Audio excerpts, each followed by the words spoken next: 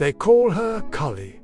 She is dark as night, her hair a tangled, terrifying mess, her eyes pools of endless flame, her dress a garland of human skulls. This is the story of two goddesses, Kali and Durga, who embody the very essence of Shakti, the supreme feminine energy in Hinduism. But let me warn you, this is no fairy tale. This is a saga that will make your blood boil and your spirit soar. First, let's talk about Durga. Now, Durga isn't just any goddess. She is the invincible one. But here the hero is not a male, it's a female. Durga, born from the collective masculine energy, was meant to slay the demon, to bring balance to the world. Unlike the composed and graceful Durga, Kali is ferocious, wild, even terrifying. Her forearms are strong and swift, her fangs bared in a blood-curdling snarl. Her tongue lolls out, dripping venom. Her ornaments are made of skulls, and her loincloth is a web of dead and decaying flesh. Now that's a sight that would make anyone tremble. She empowers individuals to embrace their true selves, without fear or hesitation. On the other hand, Durga is the epitome of righteous courage. She stands up against injustice and protects those who cannot defend themselves. She is the embodiment of bravery, determination, and unwavering strength. This shows us the true nature of Shakti. She's not just about motherhood and domesticity. She's about cosmic power, and together they form a whole. They teach us that the feminine, the Shakti, is not just gentle motherhood. What do these goddesses really teach us? They challenge us to look beyond conventional morality. They dress as her, they dance as her, they chant her praises. Each lamp represents not just a flickering flame, but a burning desire, a thirst for knowledge, a quest for enlightenment. These lamps illuminate not just the physical space, but the darkness of ignorance within us. When you look up at the stars and see the cosmic mandala of galaxies and nebula, you're seeing the energy of Shakti in its purest form.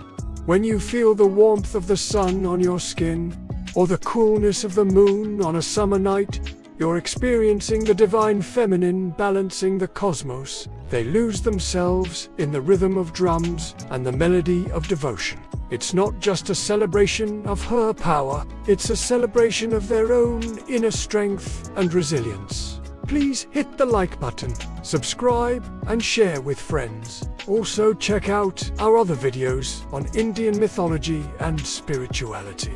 Thank you for watching. They teach us that change is inevitable, that death is necessary for new life, that darkness and light coexist. In every heart, she dances. In every tear, she roars. In every victory, she smiles.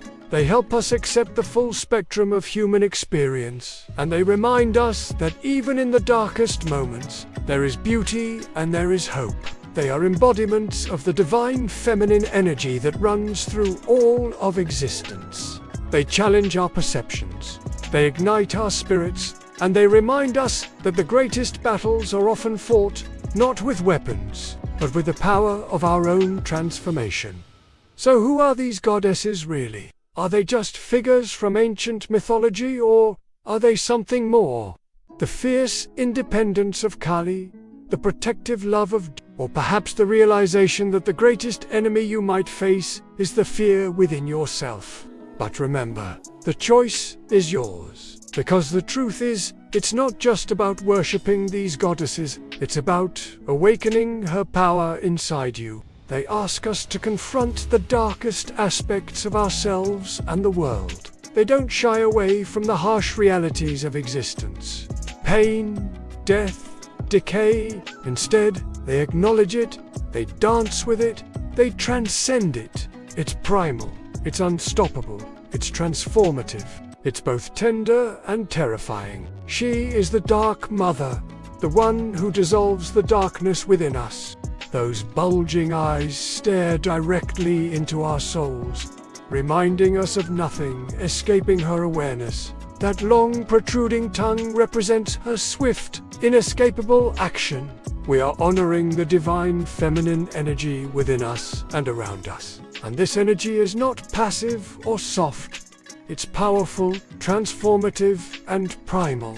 And that sinister grin, it's a promise of liberation from suffering. In the ancient texts, the Devi Mahatmya, the goddess is addressed as "You are the root of all beings, the womb of all existences." This reminds us that we are all connected, that we all arise from the same source, and that we are all part of the same cosmic dance. She's about righteous wrath, courage, protective love, and unwavering strength. The name itself means she who is hard to reach, she who is impossible to attain. Well, think of it like this. Just as sound has many notes, light has many colors, and life has many experiences, Shakti, the Divine Mother, has many forms. Kali and Durga may seem distinct, but they are two sides of the same coin. Lion, the king of the jungle, symbolizes raw, untamed power, ferocity, courage, and freedom. These are qualities that Durga embodies. She is the epitome of a mother's fierce love and the strength that comes from protecting those you hold dear. And how did she come into being? Well, once upon a time, there was a terrible demon named Mahishasura. He terrorized the three worlds. No god or human could stop him. So what did they do? They called upon the collective energy of all the gods, the collective masculine energy. She wages war against our internal demons, our ego, our illusion, our ignorance, our attachments, and ultimately, our fear of death. And that is why she is embraced in Tantra and mystic traditions as the gateway to the ultimate freedom, moksha. And out of that energy, Durga was born. And yet they say she is the most beautiful of all the goddesses, for she is the face of the Divine Mother. Shiva, the cosmic dancer, is often depicted as a male, a yogi, an ascetic, meditating on the banks of the cosmos, seeking union with the divine. His third eye, though powerful, would remain blind. So when it comes to creation, it's not just about the father, it's about the mother too. It's about Shakti, but he cannot do it alone.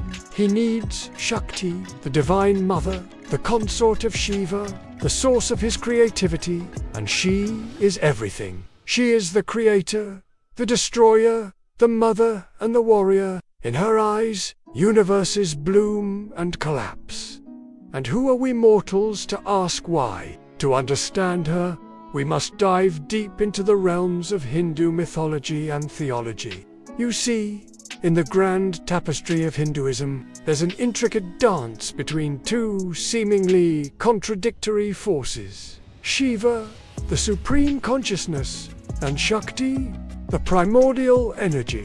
In fact, many myths tell us that without her, Shiva is incomplete. His dance, though brilliant, would be meaningless. And the stories of Kali and Durga reveal the true nature of this cosmic energy. This is a pivotal point. You see, usually when a hero is needed to slay a demon, a male god is born.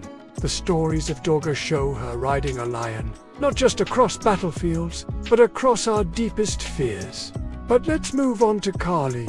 Here you'll see a different aspect of the same energy. So what's with this dark, scary image? Well, it's not just aesthetics, it's symbolic. See, Kali is more than just a warrior. You see, Kali does not merely fight external battles. Now, I know what you might be thinking. These goddesses are so different. How can they both represent the same energy? Kali is the fierce, untamed energy that destroys all obstacles. She is the catalyst for transformation. She challenges societal norms and expectations. So which one should you aspire to be like? Well, both. Because the truth is, they're not separate. They complement each other. Now let's look beyond these myths and rituals. In doing so, they offer us a profound understanding of life and the universe. But don't take my word for it. Let's see how millions of women and men have found empowerment through goddess worship.